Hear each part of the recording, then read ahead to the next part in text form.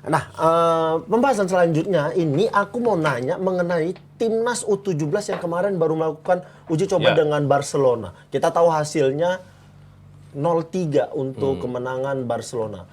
Ini kan maksudnya Piala Dunia udah nggak jauh lagi. Ya. Ngelihat hasil, apa PR terbesar Coach Bima Sakti untuk skuad timnas U17 ini? Siapa dulu nih? Aku dulu lah. Bang Eko, yang mungkin karena nih Bang Eko ini jujur, aku pribadi aku tidak bisa tahu hasilnya nih. Mungkin Bang Eko bisa tahu hasilnya atau mungkin nonton nih. Iya, skornya kan 3-0 dan aku kan nontonnya memang nggak fokus ya, sambil ngapa-ngapain ngerjain tugas, sambil makan, tapi memang diserang terus. Cuma ada satu kali tuh kita pernah syuting kena tiang ya, tiang. Tapi saya perhatikan itu sebetulnya dari awal Coach Bima ya. Ini kan belum itu siapa? Frank baru siangnya. Saya nggak tahu apakah udah ngobrol banyak. Karena waktu datang ke Jakarta kan si Indra Safri ya. Betul. Nah, saya nggak tahu nih. Bisa jadi saya anggap ini Frank belum ada konsultasi sama sekali ya. Tapi kelihatan banget tuh. Kayaknya dari mulai awal tuh Coach Bima itu lebih suka menurunkan tuh pemain-pemain yang under 16 ya. Kemarin yang sempat gagal di kualifikasi Piala Asia U17 ya? Ya U17 sama dengan itu. Jadi sama, ya. Paling aman memang mempertahankan pemain-pemain yang udah dikenal gitu ya. Dan ya kalau misalkan begitu nggak ada improvisasi, nggak ada hal-hal out of box ya begitu-begitu aja. Kita bakalan repot tuh nanti di Piala Dunia U17. Gitu. Karena memang kayaknya maksimalnya ya adik-adik kita itu memang di level-level begitu saja. Jadi kalau misalkan nggak ada perubahan taktik, gaya bermain ya. Nanti kan kita tunggu tuh Frank mau ngapain ya ketemu sama Bima. Bahaya juga nih, kayaknya kita bakalan susah berbuat gitu. Tapi sudah sesuai harapan nggak secara permainan? Ya enggak lah. Jauh. Enggak, itu 3-1 kan yang masuk 3 gitu loh. Kalau misalkan ada hal-hal lain yang defense-nya kurang, larinya. Pokoknya kalau misalkan banyak sekali bola-bola itu lebih dari 3 gitu. Ya. Jadi kalau misalnya ada permainan yang jauh lah. Nah, tapi kalau ngelihat lawannya sendiri, Manip, kan lawannya Barcelona U17 juga, maksudnya apakah Barkanya memang sudah main sesuai harapan atau malah Barkanya yang santai aja mainnya kemarin? Santai. Gue ngelihatnya kemarin tuh tidak seluruhnya U17 loh, bahkan ada U16 loh. Di mana nih? Di Barca Juvenil ini. Ya artinya mereka memang tidak bermain dengan skuad terbaiknya di level itu gitu kan. Tapi yang perlu harus kita lihat memang timnas Garuda United ini kan kalah segalanya. Taktikal, penguasaan bola sama bahkan postur pun kalah. Tapi yang perlu diperhatikan ini beda loh. Mereka adalah Barcelona yang kita tahu sudah punya kultur yang bagus, mereka dibentuk lama dan mereka punya kompetisi yang konsisten. Sementara kita kan nggak ada di kompetisi saat itu dan dibentuk dalam waktu yang katakanlah kurang ideal gitu kan. Memang sebagian besar adalah nama-nama yang sudah dipahami karakternya oleh Coach Bima. Tapi sekali lagi, idealnya memang menghadapi ketika uji coba atau membentuk satu tim, menghadapi sebuah tim itu dalam grafik yang menanjak. Nah ini kelasnya langsung di atas dan kita masih di bawah. Artinya kalau biasanya ini kan program bagian dari sesuatu untuk membentuk sesuai dengan target kan. Gue ngelihatnya ini memang agak dipaksakan. Harusnya dari awal tuh melawan tim yang lebih rendah, selevel atau gimana, baru senaik. Nah, ketika ini dihadapkan dengan tim dalam usia yang sama dengan level yang berbeda, pasti ya kayak kemarin. Kita tahu tim kita, tim 16 ini ketika dia sempat juara AFF dan ketika menghadapi Malaysia kemarin, selalu menghadapi karakter tim dengan gaya yang sama. Kita kuat di defense karena menghadapi tim dengan yang selalu mengandalkan pemain-pemain di sisi wing. Kemarin ketika ditekan selalu dari bola-bola terlepas dan Barca banget gitu loh. Sering banget hilang bolanya, banget ya. Jadi kayaknya nyari aman, buang ke depan aja nggak bersih. Jadi langsung kena Barca lagi. Cuma tadi ngomong grafik meningkat ya. Ini berikutnya kan lawan Kasima nih. Nurun nggak? Kalau saya sih nganggap Barca ya di atas Kasima dong. Benar. Tapi maksudnya nurun dong. Ini maksudnya apa nggak jadi malah ngerusak mental anak-anak nih? Ketika mereka belum siap untuk melawan tim yang secara level lebih jauh di atas mereka, terus mereka harus melawan tim ini. Hasilnya seperti ini kan maksudnya malah ngerusak mental maksudnya. Tim ini kan Kenapa pilihannya malah Barca? Kenapa nggak Asiop dulu? Ya karena kan kita kan ngebangun mental ya. Iya kan, kita ngebangun mental, maksudnya yang SSB U17 dulu, baru nanti klub-klub yang punya tim U17, Asia Tenggara, Asia, kayak begitu. Kan masih ada waktu. Ya, ini pilihan siapa nih, Om Hanif, ngelawan Barcelona? kalau soal itu gua nggak tahu ya, karena itu kan langsung tektokan dengan pihak ketiga, kemudian langsung didaftarkan ini jelas nama-nama dengan kuasa yang sama dan targetnya sejak awal sudah dikasih tahu bahwa ini bukan untuk menang, tapi lebih pada bagaimana membentuk tim dan juga chemistry-nya. Okay. Nah, kalau melihat dari setelah ini program mereka itu pas, artinya mencoba digabungkan, kemudian ada promosi degradasi, kemudian menjalin TC secara khusus. Nah, ini kan dalam proses yang ideal. Cuman persoalannya di awal emang langsung menghadapi tim dengan kualitas yang jauh. Ini kan maksudnya persoalan apakah itu membantu psikis? Ini dari awal pasti pelatih udah inilah mempersiapkan itu. Artinya kalau kita melihat di tim ini ada psikolog loh. Dan pasti ditekankan ya bahwa kita tidak mencari menang atau kalah, tapi ini bagian dari pembentukan tim secara keseluruhan dan yang dihadapi adalah tim dengan kualitas yang sudah diakui di level Eropa jelek gitu. Buat mental. Sisi lain kalau misalkan psikolognya pinter nih, smart memperlakukan anak-anak muda itu malah bagus buat mental. Bahwa nanti ada saatnya ya kita tuh betul-betul nggak bisa memprediksi lawan ini apakah kondisi gimana, langsung ngepres. Kemarin tuh kita kalau ngelihat pertandingan itu bentar banget pemain-pemain kita tuh megang bolanya. Ya karena juga kebanyakan long ball juga. Ya, itu standar lah, standar. Oh, itu long ball. Aku kira itu panik aja ngebuang bola ya dapatnya Barca lagi.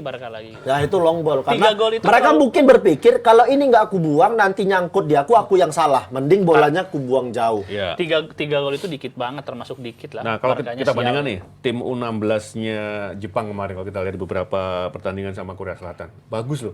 Tapi bermainnya tidak seperti Barca kemarin. Mereka bermain dengan gaya-gaya ras kuning itu.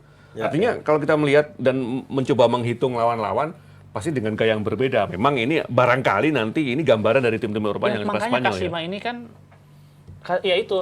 Nah, tadi sebetulnya di situ tuh tentang lawan-lawan yang variatif ya, beda gaya. Udah bener nih. Kalau misalkan dari konsep itu udah bener. Nanti berikutnya Kasima dari Jepang gitu ya.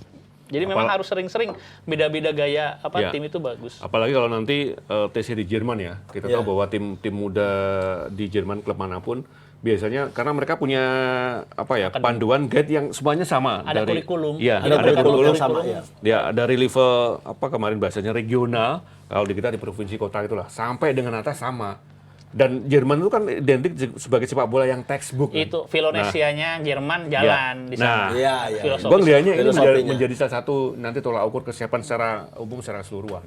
Nah, kalau ngelihat pemain kemarin, Bang Eko sendiri, pemain dengan posisi apa yang harus cepat-cepat dibenahi nih? Pilihannya sih nggak banyak ya. Dalam artian semuanya harus itu. Kemarin kalau semuanya harus banyak dong berarti. Nggak, maksudnya nggak banyak pilihan maksudnya. Oh, nggak banyak pilihan. Kecuali untuk merombak banyak pemain. Cuma masalahnya ini Frank ini kan ini asumsinya kan ini udah pemain-pemain terbaik ya. Nah itu mungkin nantilah aku sih lebih. Tapi kan masih ada beberapa daerah yang menjalani seleksi. Seleksi udah selesai. Cuman ada daftar nama list dan nantinya promosi degradasi sudah ada. Oh sudah ada. Ya.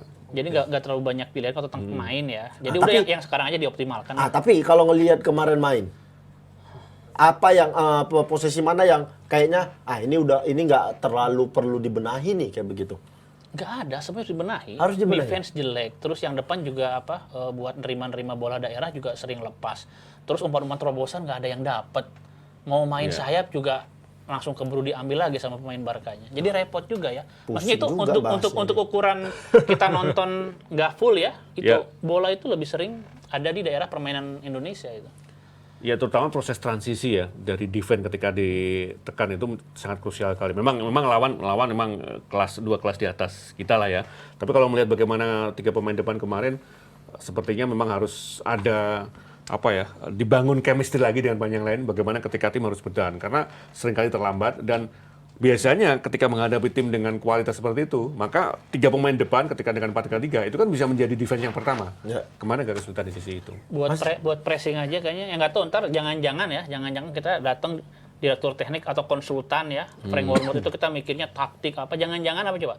Jangan-jangan fisik duluan yang dia sentuh malah fisikal paling mendasar. Iya karena mungkin dia ngelihat secara fisik ini nggak bisa diapa-apain nih, mungkin dia bisa benahin fisik dulu. Kadang-kadang kita lupa kalau misalkan modal dasarnya itu ya fisik dulu. Baru kalau misalkan fisiknya nggak bisa diolah. Tapi kita masih butuh pemain diaspora nggak sih sebenarnya? Semua sebab kemungkinan ya. Tapi sekali lagi kan itu kan akan dipantau dengan berjalannya waktu kan. Dan sistem promosi degradasi tetap akan diberlakukan. Kan masih ada tuh pemain U18-nya Tottenham, Gabriel Hahn. Itu maksudnya ada nggak sih peluang mereka untuk direkrut main di timnas U17? kalau melihat kemarin semua serba memungkinkan. Cuma regulasinya kan kalau kita melihat semua kan di bawah 17 tahun. Dan kemarin memang sudah ada 2 pemain kewarganegaraan yang luar yang tidak bisa masuk karena bermasalah dengan paspor kan. Artinya dalam hal ini dari tactical belum menyentuh ke sana. Bisa jadi kalau mereka mendapatkan administrasi yang bisa memungkinkan, semua sangat terjadi. Jadi kebutuhan diaspora ini, kemarin itu ada sempat ngobrol sama orang Kemenpora ya, ada daftar usulan itu sampai banyak sekali itu, banyak sekali itu. Nah, masalahnya ya harus clear dulu dong. Clear dulu kan pelatihnya ini perlu nggak gitu. Karena kalau misalkan mereka mau dinaturalisasi, pakai pasal 20 kemungkinan kan, bahwa mereka itu harus memperkuat timnas ya, dengan alasan kepentingan untuk negara. Ya harus dong, jangan sampai ntar diupayakan pelatihnya aja masih belum tahu nih. Jadi ntar Frank Marmot harus ngobrol dulu sama Bima Sakti. Itu harus dijamin dulu bakalan dipakai sama timnas. Nah, tapi dari tempat kerjanya Bang Eko sendiri, udah ada belum sih yang diajuin nih? Masih di Kemenpora kayaknya. Masih di Kemenpora? Kan yang ngajuin itu kan PSSI ke Kemenpora, Kemenpora ke Kemenkumham. Oh, berarti belum ada yang sampai ke Kemenkumham? Kalau misalkan ada nih, dengan waktu yang relatif singkat ini, masih memungkinkan nggak? Berat, tapi nggak tahu nih. Kan nanti yang nentuin itu gini nih, yang nentuin itu kan bukan cuma Kemenkumham, ada Setnek. Setnek. Jadi Setnek ini pintu terakhir ke presiden. Karena nanti kan mereka tuh dapat wewenangnya itu kan pakai Kepres ya. Jadi kalau secara waktu sih riskan, cuma bukan berarti nggak mungkin ya, apalagi dengan tujuan kepentingan negara gitu. Dan ada contoh loh, naturalisasi pemain-pemain yang katakanlah muda banget. Ini ada contoh di basket ya. Di basket kalau misalkan regulasi kan idealnya kan 18 tahun. Nah ini kan di bawah itu ya. Itu di basket ada. Kalau teknisnya itu kan saya nggak ikut ngurus lah, itu ada teman-teman yang lebih ngerti ya. Cuma kalau misalkan mau diambil contoh, apakah bisa? Bisa. Basket kejadian tuh. Yang basket tuh anak-anaknya lebih muda-muda banget. Dan bisa gitu. Dan waktu itu basket berapa? Oh, jangan salah. Nah ini perlu diluruskan kenapa di bola itu kayaknya riuh banget. Karena di bola tuh rame. Terlalu banyak bising gitu. Basket tuh jangan salah loh. 2 tahun. Untuk 2 tahun untuk melengkapi administrasi sampai akhirnya dapat dari rekomendasi dipantau kalau ditekan enggak, banyak yang pingin manggung, semua pada berisik. Jadi rame di media duluan segala macam. Jadi kayaknya ribet gitu ya. Ada contohnya nggak sih? Yang ribet?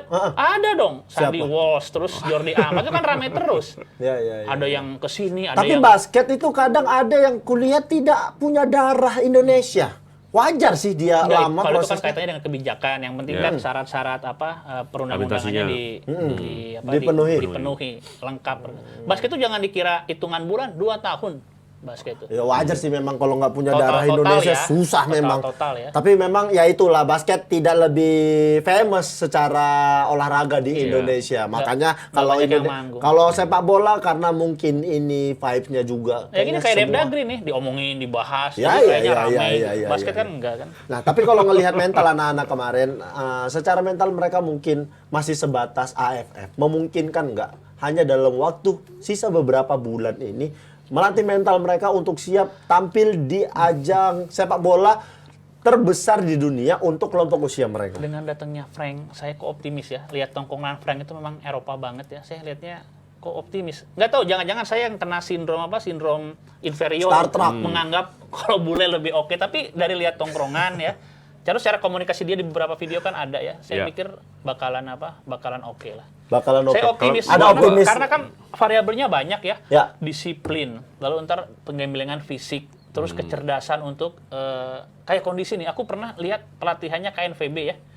Jadi pemain-pemain yang kebanyakan gocek, dia ganti semua loh. Jadi yang dipinginin pelatih ini justru bukan pemain yang banyak gocek, jagoan gocek, tapi yang bisa pemain yang cepat ngelepas bola tapi bener, tahu saatnya syuting, tahu saatnya ngoper ke temennya. Gitu. Nah itu bisa jadi akan dicari Frank tuh di situ tuh. Pemain-pemain yang efektif. Nah, itu tuh, pemain-pemain yang efektif. Gua ngelihatnya itu sangat mungkin terjadi ya. Kuncinya nanti ketika tesnya di Jerman. Efektif nggak nih pemain? Ya, karena pasti di Jerman nanti yang diatur tuh banyak, bukan hanya taktikal ya, tapi disiplin, attitude, sampai dengan bagaimana membentuk tim menjadi sebuah tim yang solid dengan memaksimalkan chemistry yang ada. Dan kita tahu bahwa selama ini tim-tim Jerman sangat kuat di sisi itu. Ya, semangat terus pokoknya untuk Timnas U17. Semangat juga buat Coach Bima supaya bisa menemukan strategi dan taktik yang terbaik untuk Piala Dunia U17 ini. Masih ada waktu, dan satu pesan saya, jangan ributin masalah stadion lagi. Sampai ketemu di bahasan selanjutnya.